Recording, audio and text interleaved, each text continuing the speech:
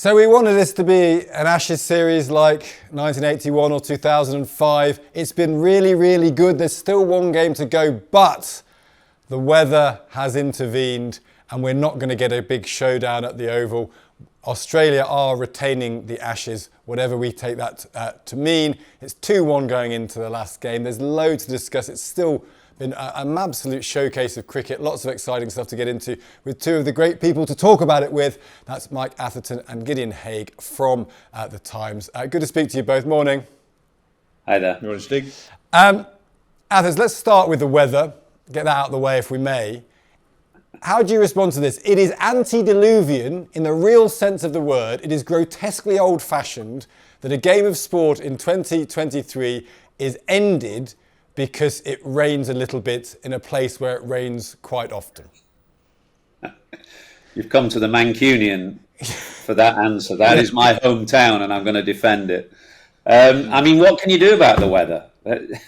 I've heard all manner of crazy theories in the days following that test match. People talking about the stadium should have a roof on it. You should be playing till 11 o'clock at night. It rains. It rains occasionally in England. It is very unlucky that you get 5 sessions washed out in July, it must be said. And England were incredibly unlucky in that game. But I'm afraid it rained. And there's not much to be done about that. So I don't buy a lot of the mad theories that I've read about. Incredibly unlucky, devastating for the final game, really. As you say, the series is still alive, but it's not what it would have been. 2-2 going to the Oval would have been a fantastic spectacle. And I suspect all the momentum would have been with England, but it's not to be. What about things like, other sports where, in golf and tennis, they have extra days? You could look ahead to the weather and say, well, we know it's going to be rubbish at the weekend, so we'll get in an extra 20 overs here, 20 overs there. We'll start at 9, we'll finish at 8. Things like that, where you're going to have a problem. Could you address it in advance, or do you just accept that life is unfair and therefore sport is unfair? Well, it is. I mean, how many times do forecasters get it wrong? Yeah. So you could, on that theory, on a Friday, cram an extra 2 hours in, and maybe on a Saturday, suddenly blue skies on the Sunday, and all the people who bought tickets on the Sunday feel very shortchanged. There's problems whichever way you look at it. And the extra day is fine in theory, but as Gideon would tell you, the modern scheduling is so crammed anyway, it would become impossible. Broadcasters, what do? Do you pay people for that extra day up front? People planning to buy tickets for the extra day. It is incredibly complex. It's easy to say it, complex to organise. I'm afraid rain has just always been a part of cricket, especially in England, especially in Manchester, and I suspect it always will be. Gideon, how much does this matter to you? Because you've been on this show all the time saying you wanted 2-2, go to the Oval. Yeah. I expect the Australians, who've now been touring for a long time, Pat Cummins has played 5 games in a row. I'd imagine he wanted a showdown. This is not a team that strikes me wants to retain the Ashes by some wet weather on a weekend in Manchester. How do you think the Australians feel about it? How do you feel about it all? Well, I mean, the evidence that we have for Cummins' perspective is the press conference that he held after the game. And he looked very nonplussed, frankly. He looked really quite subdued. He realised that to retain the Ashes under these circumstances was very anticlimactic. Don't forget that cricketers are also cricket lovers. They like the game to peaks and troughs, drama and excess, and they want to be part of great spectacles. And nothing could have been more anticlimactic about this series, which has been played in an excellent spirit and to a very high standard, to have ended so abjectly. And I think that there is something very strange about the provenance or the circumstances of this last test. It's kind of it's a Schrodinger's test. It's simultaneously alive and dead. It's dead as far as the Ashes are concerned, but the series can still be tied. And both teams, I'm sure, will be thoroughly motivated when it comes to it, but they'll also be very, very tired. And it will be a struggle for both of them to come up to the mark after so much cricket in such a short period of time. Particularly Australia, who of course have played the extra Test match this summer, or the extra high intensity Test match, because England played a 4-day Test match against Ireland. You looked at Cummins, and he also looked very, very weary after Old Trafford. He actually looked that in the field. I mean, one of the striking things about this Test match, which may be overlooked actually because of the non-conclusion, was actually it looked like a bridge too far for Cummins, potentially, that he had this horrible position where he had to be captain and very tired fast bowler. And when England start hooning the ball all over the pitch, and when your captain needs to be able to be cool and work out what to do, he looked knackered on the field, it felt to me, actually, Gideon. I don't know if you agree with that. Yeah, no, I totally agree. And I think there was a bit of confusion in Australian ranks on that day. The team seemed to have multiple captains, lots of people gesturing, lots of people moving the field. In some ways, I think trying to help Cummins handle his multiple responsibilities, but also adding to a general sort of air of chaos. It can happen to any captain where a game runs out of their control. And I think Australia realised that coming into this series, that the way that England play, there will be sessions, there will be phases, there may even be days where you'll feel completely powerless, and it will simply be a matter of hanging on for dear life. And that certainly was the case on the third day at Old Trafford. Yeah. Athers, in the end, do England pay the price for the first two games? Actually, this could be, and we'll get to whether it matters to England to draw 2-2, whether retaining the Ashes means anything or not. Does it matter if you lose 2-1 or 3-1 versus a draw at 2-2? England is still not going to have the Ashes, whatever happens. But are they really paying the penalty? This should have been 1-1 going into the Headingley. It shouldn't have been 2-0 down, which was a very, very big hole to dig yourself out of. And indeed, no one's really ever done it before, have they? No.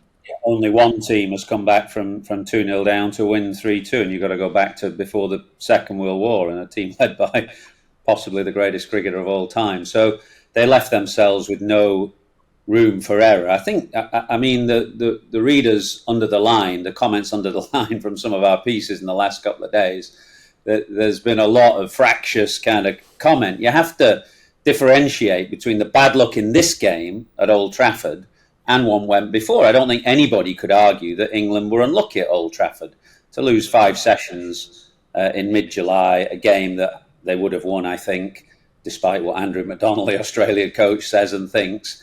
England would have won that game. So that is unlucky. However, as you rightly say, they left themselves no margin for error because of what had happened earlier in the series. Now, at Lord's, Australia were pretty much the better side there, and Stokes' innings in that second innings slightly camouflaged some failings there. England got carried away with their batting, and at Edgbaston they will look back at drop catches, mis-stumping, bowling Khawaja off a no ball, all the extras, all that kind of thing. And that's a game they will feel that they could have and should have probably won, but it wasn't to be for partly through their own errors. And they left themselves with no margin for error. 2-0 down, you've got to win all 3 in a country where a test can easily be affected by rain, as it was in Manchester. For sure, England will look back with regret at that first game in particular at Edgbaston. Should we talk about the actual cricket, though, that we did get at Old Trafford? Because there was some magical cricket before the rain came, particularly, I suppose, for Zach Crawley. And someone drew my attention that he scored a 189, didn't he? And they were reminded of one of your great Test innings, Athers, of 185.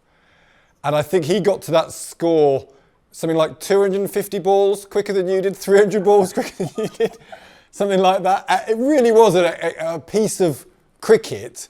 It will get lost now, won't it? No one ever remembers Zach Crawley's massive century. It won't be an Ashes deciding century. It wasn't even a game deciding century. But in the time, it was a moment, wasn't it? Yes, I think people will remember it, though. Sure, they won't remember it with quite the same sharpness as they might have done if England had won that game and gone on to win the Ashes. But it will still be remembered as one of the great Ashes hundreds at Old Trafford, and in England, I suspect. I drew the comparison to, certainly not to my own innings in '95, of which there was no comparison, but to Ian Botham's innings in '81. I like 185 to come off nearly 400 balls. That is what I want to see someone doing Test cricket. Well, you'll have to wait a long time, I think, especially if Zach Crawley's batting, because if he bats that long, he's going to have about 450, never mind 180. I drew the comparisons with Beefy in '81. I think Zach's innings was the second quickest after Beefy's. I remember that innings vaguely as a 13-year-old. I was actually sat at Le Havre at Port waiting to come back from a family holiday, listening to it on the radio. So I think every subsequent Ashes, always you draw some kind of historical context to what's gone before. And Zach's innings won't be forgotten. It won't be remembered perhaps as much as it would have done had England won. And you forget that he is, when we had our first conversation at the beginning of this series, his name was one of the people we were worried about. Would he manage to contribute to the series? I think he's the biggest scorer for both sides at the minute. Gideon, we can say that the rain saved the Aussies, which is true, but probably Labuschagne saved the Aussies as well. If he doesn't score his century, there's probably enough time for England to get a result there, isn't there, probably? Yes, there is. It was only Labuschagne's second 100 abroad, which is very significant. This marked discrepancy had opened up in his record, but between his Australian performances, where he was averaging 70, and his overseas performances, which were averaging 36. That's been a bit of a characteristic of Australian batting over the last 20 years. That players fatten their records in Australia and struggle abroad. Like England, we've been lions at home and lambs away, but and Labuschagne had struggled to get into this series, but I thought he played with great composure and much greater focus in this innings. I think Labuschagne is one of those players who gets very, very wrapped up in his own head. His preparations are extremely rigorous, almost self-defeatingly rigorous. Someone was explaining to me, someone who knows was saying that Labuschagne, 2 days out from a test match, goes into the nets with 10 little individual things to work on. The day before the test, he reduces these to 5, and hopefully he gains a benefit from 1 or 2 in the game. I'm not sure how sustainable a method that is, but look, it worked at Old Trafford, and he batted very finely, as indeed did Mitchell Marsh on that dicky period on the fourth day when there was Australia could have potentially come to huge harm. Yeah, they could have collapsed and lost the game, couldn't they? That's the thing. The other big innings of the match, I suppose, Athers, was Bairstow. He took a really good catch as well in the match. Was this the game that answered the Bairstow questions that were lingering? Because the England are not going to win this series, and people are going to reflect on lots of things in the past. The early declaration by Stokes, Bairstow drop-in catches, the Bairstow run-out stroke stumping thing. Bairstow was at the heart of a couple of bad storylines up until Old Trafford. Does that answer them in your view? Or maybe you don't feel there's any question to answer at all anyway, Mark? Well, he had a very good game at Old Trafford. He batted superbly, much in the way that he batted last summer when he was kind of at the start of the Bazball thing. And he took a very good low catch in the first innings to get rid of Mitch Marsh, and a very good one, bounce to get rid of Labuschagne in the second innings. But he gave a press conference, a very kind of typically Johnny Bairstow press conference after his innings, where he came out, in punchy fashion, I suppose. But in doing so, he rather highlighted why a lot of the questions or scrutiny around his selection in the first place were justified, because he said basically that he hadn't kept much for 3 years, that it was been very difficult coming back from the injury, and that he felt, people need to give him a little bit of a break. Now, I was in favour of Bairstow's selection at the start of the series, so I am not going to look back with hindsight and say, England should have done this or should have done that. I was in favour of it. I thought they had to bring him back once they thought he was fit, because I couldn't see how you get him and Folkes in the same side. A lot of people were saying bring Folkes in and Bairstow can open instead of Crawley, of course. That's what a lot of people were saying. Yeah. I thought I couldn't see how you get Bairstow and Folkes in the same side. So I was in favour of Bairstow's retention, or, his bringing back into the side. But, he didn't keep very well in the first game at Edgbaston, and that is obvious. And scrutiny is part and parcel of what happens with international sportsmen. You are there, you are under scrutiny. It can be quite hard at times. And I've certainly, even though it's a long time since I retired, 20 years or more now, I've never forgotten what it feels like to be under the spotlight and being criticised. And some people don't listen to it at all. Zach Crawley is one of those, and I believe him. When he doesn't read anything, he says the only opinions that matter to him are those of his teammates and his kind of close family or friends or whatever. Whereas Johnny is somebody who reads, listens, watches everything. And he uses that to his benefit from time to time to motivate him to do well. But it also results in the kind of press conference you saw the other night where, you can tell that he's very tight and tense about what's been going on. Did it hurt your feelings? The scrutiny is fair enough, but he had a very good game at Old Trafford. Did it hurt your feelings? I'm interested in that, Atherton. Is it hurtful? Because often it's just honest opinions, and it's very hard when people's honest opinions about you are critical. It's even harder when someone voices something that you probably have going around your own head as well. So if someone says in public what you most fear about yourself, I imagine that's hugely hurtful. Is it always hurt the wrong way of thinking about it? I mean, I'm sure it's a natural way of thinking about it. And of course, depending on which side of the fence you are on, these things can be seen and taken very differently. What myself and Gideon now, from the distance of certainly me not having played in the England team for 20 years, doing a job of commentary, punditry, writing, whatever you want to call it, what we feel is fair and honest criticism can be taken another way by a player who is right at the centre of it. I've not forgotten what it's like. Because England struggled in the 1990s when I played, there was a lot of criticism flying around. It was a very different time when the tabloids were a bit more punchy than they are now. So I've not forgotten what it's like. Yeah. And I can completely see how one man's fair criticism is another man's unfair criticism. That's just the way it is. That's the way of it.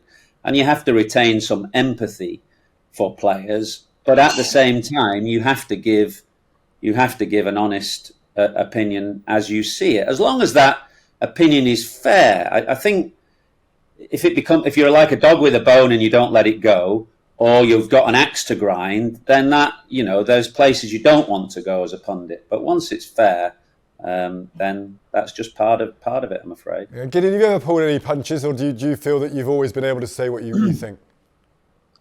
Well, of course, I don't have Mike's experience of playing it at the top level. I still play it, and I kind of think that's a useful thing for a cricket writer to do, to be reminded just how tiny are the differences between success and failure, and how disappointing the game can be when you don't get it right.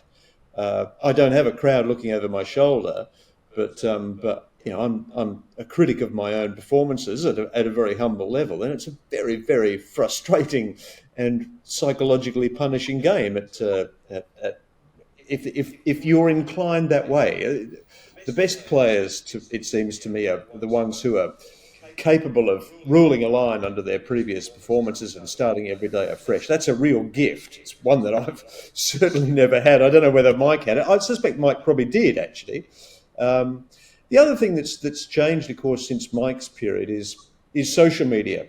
The players these days must have a feeling of being constantly panoptically observed. They're constantly seeing their own reflection in the multiple mirrors of social media. And that must lead to an incredible degree of self-consciousness and self-scrutiny. almost unthinkable to those of us, even though we operate in the sphere of the media. It is possible for us to detach, to disappear into the crowd, to have a period of to be solitary. You're never solitary these days if you're a professional sportsman. You are constantly under the microscope, and it's unremitting and pitiless. Yeah. Let's move on to. We're moving ahead to the fifth test. I'm interested, Gideon. How much is this cutting through in Australia? This series, is it going to lose interest now? The one example I can think of, I watch a lot of NRL, Australian Rugby League, and I was watching an NRL show about a couple of weeks ago, and they mentioned the Ashes in it, which is a pretty good sign to me that it had crossed over into the sporting consciousness ever. It was about the Bairstow stumping, non-stumping. Beyond that, is this series energised Australia? Is it because Australia are going to win? They're going to retain the Ashes? Does that make them more interested? Or because England have had the better of it in certain areas, does that make it... What's the public mood in Australia going into the fifth test? Well, look, I mean, everyone in Australia loves a competitive Ashes series. I don't think even the most ardent partisan is satisfied by something like 21-22, which was so hopelessly one-sided and so tepid and so absent of drama. While it was skillful in some respects, it was very undramatic. And I think, I hear from a lot of Australian supporters.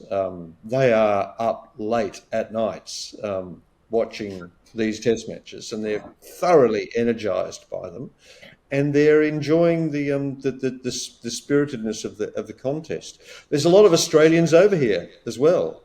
Caught up with a lot of Australian fans. Some of my own clubmates from Australia are caught up with at Old Trafford. They're having a great time. This is the kind of cricket that we live for. If you're a proper cricket fan, this is the stuff that really stimulates, and it reaches the parts that other crickets don't reach. And the other thing is, we've got our own cricket season coming up in Australia. There's nothing like having sat through winter watching cricket to get you excited about the prospect of playing again in an Australian summer. Yeah, and Athers, does that love of cricket carry us enough through to Game 5? Obviously, if you're an American, you'd be looking at this completely baffled. As soon as a series is dead in America, they move on to the next thing, it's packaged up and it's gone. England are, to a certain extent, paying for pride. Does drawing versus losing make any difference? If you're captain again, Athers, do you gather the guys around and say, we've had the best of this series, we've been unlucky, we cannot lose this series to the Aussies, we've got to get it to 2-2, or is that not a factor? Where do you think the emotion comes into all of this? I think there's lots to play for. It's lost something, there's no question about that. The rain at Old Trafford and the draw there means that it's lost what some of the potential that the Oval could have had. Imagine 2-2, a winner-takes-all game, the Ashes at stake, that would have been fantastic. However, 2-2 sounds a lot better than 3-1 to me. And England have a pretty proud record against Australia at home, not so much away from home, but at home, Australia haven't beaten England since I played. That's so long ago, 2001. So they won't want to lose that. And also, they'll feel that if they do win at the Oval and they make it 2-2, not only do they protect that proud record, they can also say with some justification that, they were unlucky at Old Trafford. But of course, if they lose at the Oval and go 3-1 down, then it's very hard to say anything other than you've been beaten by the better side. So there's a lot to play for, inevitably for England players as well. The cricket world moves on. There are winter tours to think about. They go to India for 5 test matches.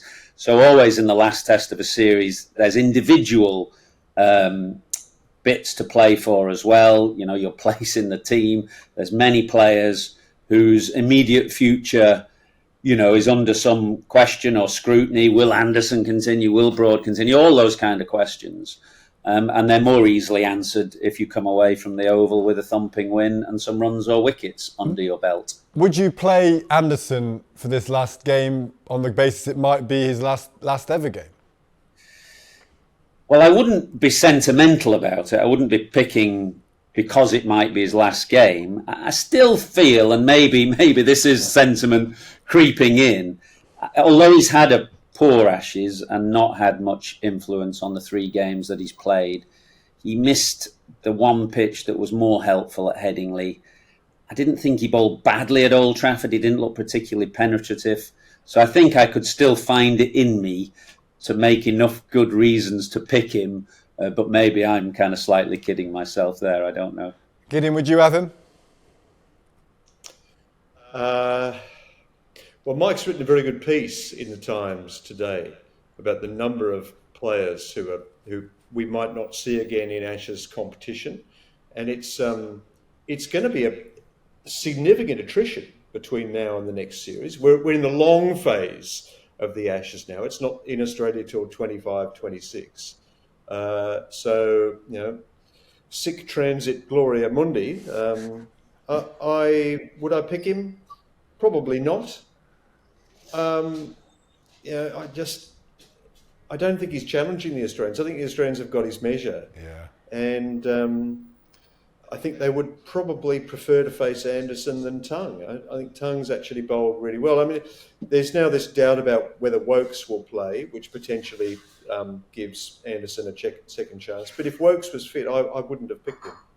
And would you play Cameron? I mean, Cameron Green, who came into the Ashes as this very fated white ball cricketer, a fortune in the IPL. He strikes me as probably the Australian that struggled the most. Is that fair? Do you think over the course of the series? I think we've seen Green's limitations this summer. He's been uniformly lauded because he's played a lot of cricket in front of home audiences, and he's looked the part in a strong and successful team that's been winning Test matches, and he looks like next generation of Australian players. Australia hasn't been as enthusiastic about a young player for a long period. But I think there have been some doubts about his method here. I think he looks very tense to me at the crease. I've become increasingly conscious of that during the summer. He's not fluid. He hasn't been able to achieve any flow. He looks rather mechanical. And I think if Mitch Marsh is fit to bowl in the Oval Test, I think there's solid grounds for not picking him. And certainly for playing Murphy, I never want to see an Australian team take the field in a Test match again without a specialist slow bowler. And I think it's a huge challenge actually for Pat Cummins not to have Nathan Lyon in the back half of this series. And actually, if England had tied this up at 2-2 and we were going into a decider, the Nathan Lyon injury would be the first thing I probably would be talking to you guys about. That would be the key moment where Australia potentially lost the Ashes. And of course, they've not done it now. But when we look at Cummins' confusion on the field, one of the reasons was he didn't have a spinner to go to. Yeah, exactly. Well, not just any spinner. The best Australian slow bowler since Warne and one of the greatest of all time, who probably, when it came down to it, his contribution to the Edgbaston Test is what kept Australia in that game when it was at risk of running away from them. So without that stabilising influence in the Australian attack, something more than the sum of its parts has gone. Just finally then, guys, where do we stand on the concept of moral victory here? If it gets to 2-2, Australia retaining the Ashes, so they are, by some measurement, they've won. But if it's 2-2, Athers, is this a moral victory for Bazball, for England, for exciting cricket, for Test cricket, or actually are moral victories things we shouldn't really be talking about? Sport is about getting over the line. Australia only needed 2-2. They're going to get 2-2 at the very worst. Therefore, the victory and therefore all the spoils goes to Australia. Well, you don't deal in moral victories in sport for sure. You either win, lose or draw, and it'll be a drawn series if England win at the Oval, and if not, to Australia it goes. But I think you can look slightly beyond that and say that it's been a fabulous series.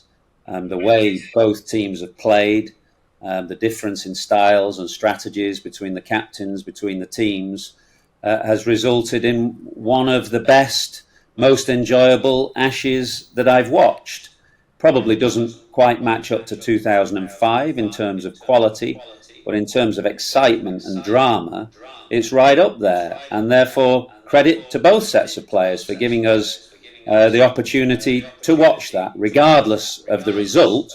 Although the result is important, don't buy for 1 minute that England players don't think results are important. That gets slightly lost in translation. They do think results are important, but they also think the style with which they play is important as well.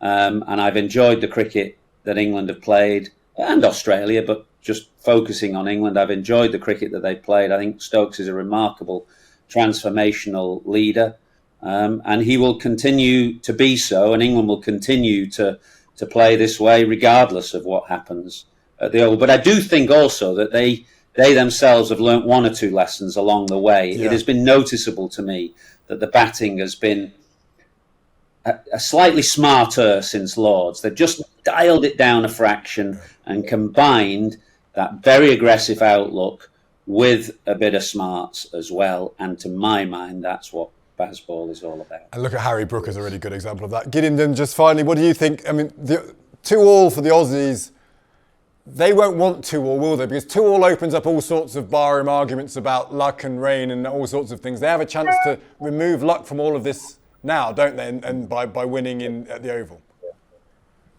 This actually reminds me of the scenario 50 years ago in the Ashes, where Australia had lost the opportunity to reclaim the trophy in the Headingley Test match, that famous one on the Fusarium-affected wicket. And the Australians were a bit demoralised after that Test match, very disappointed. You know, it was a young team led by a feisty captain in Ian Chappell. And Chappell wasn't much given to rousing speeches in the dressing room before Test matches, but apparently the night before the Oval Test match, he gave us a brief and pungent speech where he said, "You blokes should just stop carrying your sorry asses around and feeling bad for yourselves. 2-all is a bloody sight better than going back to Australia 3-1. So there's everything to play for in this Test match." And Australia went out and they smashed England in that last Test match. It's one of the great Test matches of modern times, and it did finish up 2-all, and it did actually set up a great period in Australian cricket under successive Chappells as captains. That team with Marsh and Lilly and Walters was a fantastic period in Australian cricket. So squaring that series in 2-all in 1972 was a harbinger of a sort of a rejuvenation of Australian cricket, and it can be the same for England if they choose to approach it with the same attitude. That's a really interesting parallel I hadn't thought of. Well, listen, it's been a total joy. I'm so sorry that we haven't got this great 5th Test, but it's been amazing getting to where we have got to. As you say, the cricket's been brilliant.